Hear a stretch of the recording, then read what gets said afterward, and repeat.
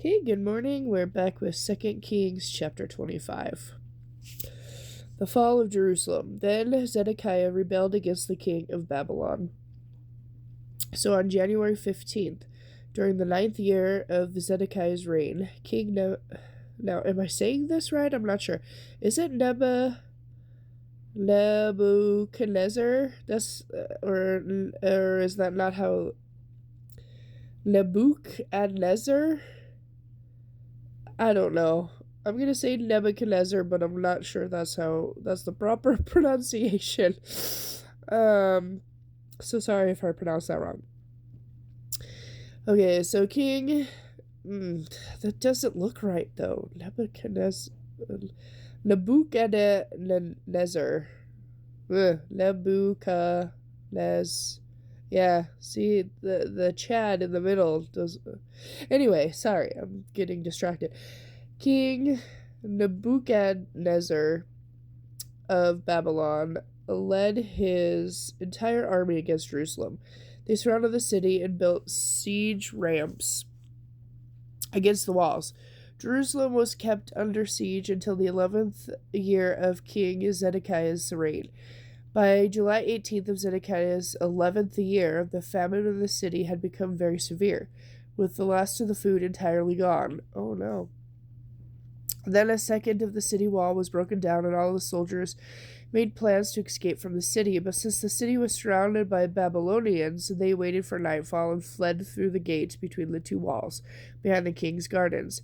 They made a dash across the fields in the direction of the Jordan Valley. But the Babylonians chased after them and caught the king on the plains of Jericho, for by then his men all abandoned him. They brought him to the king of Babylon at Riblah, where sentence was passed against him. The king of Babylon made Zedekiah watch as all his sons were killed. Then they gouged out Zedekiah's eyes. Oh, wow. Oh, sorry. Then they gouged out Zedekiah's eyes, bound him in bronze chains, and led him away to Babylon. The temple destroyed. On August 14th of that year, which was the 19th year of Nebuchadnezzar's, maybe that is how it was pronounced, I'm not sure. The 19th year of, I'm just going to say Nebuchadnezzar, just because it's easier, sorry guys, reign, then they throw another one at me, Nebuzaradan, captain of the guard, and official of the Babylonian king, arrived in Jerusalem. He burned down the temple of the Lord, the royal palace, and all the houses of Jerusalem. He destroyed all the important buildings in the city. Then the captain of the guard supervised the entire Babylonian army as they tore down the walls of Jerusalem. Nebuzaradan, captain of the guard, then took as exiles those who remained in the city, along with the rest of the people and the troops who had declared the allegiance to the king of Babylon. But the captain... Excuse me while I turn the page. But the captain of the guard allowed some of the poorest people to stay behind in Judea to care for the vineyards and fields. The Babylonians broke up the bronze pillars, the bronze water carts, and the bronze sea that were at the Lord's temple, and they carried all the bronze away to Babylon. They also took all the pots, shovels, lamp snuffers, dishes, and all the other bronze utensils used for making sacrifices at the temple. Nebuzaradan, captain of the guard, also took the fire pans and basins and all the other utensils made of pure gold or silver. The bronze from the two pillars, the water carts, and the sea was too great to be weighed. These things had been made for the Lord's temple in the days of King Solomon. Each of the pillars was 27 feet tall. The bronze capital on top of each pillar was 7.5 feet tall and was decorated with a network of bronze pomegranates all the way around. The captain of the guard took with him all the prisoners, Sierra, the chief priest, his assistant, Zephaniah, and the 3 chief gatekeepers.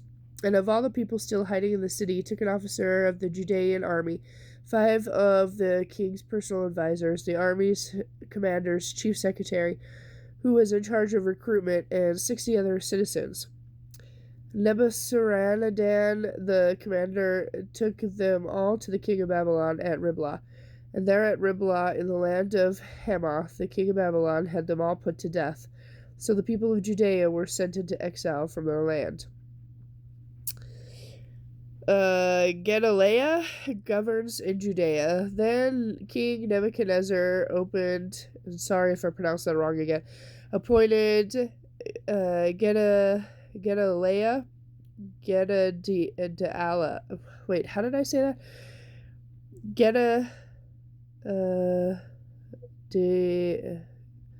Gedaliah, I don't know, sorry guys, son of Ahikam, and the grandson of Shaphan as governor over the people left in Judea.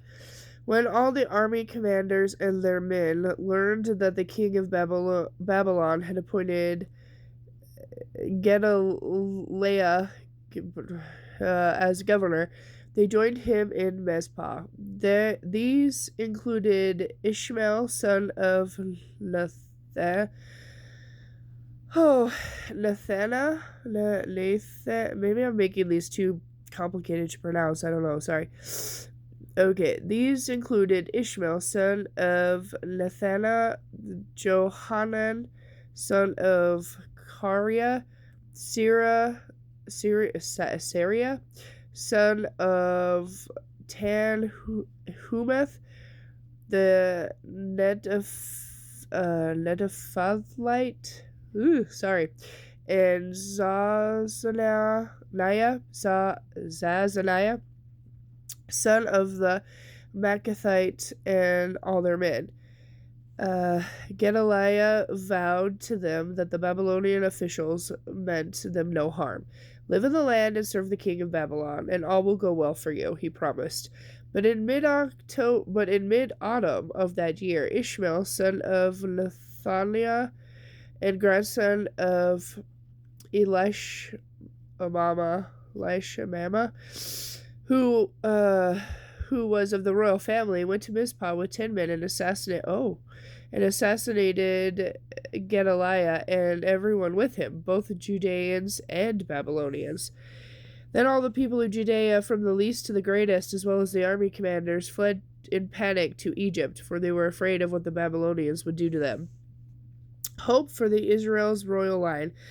In the 37th year of King Jehoiakim's exile in Babylon, evil Merodach ascended to the Babylonian throne. He was kind to Jehoiachin and released him from prison on April 2nd of that year. He spoke pleasantly to Jehoiachin and gave him preferential treatment over all the other kings exiled in Babylon. He supplied Jehoiachin with new clothes to replace his prison garb and allowed him to dine at the king's table for the rest of his life. The Babylonian king also gave him a regular allowance to cover his living expenses until the day of his death. Okay, and sorry that was a butcher on some of those names, but next we'll come back and start a new book of 1 Corinthians.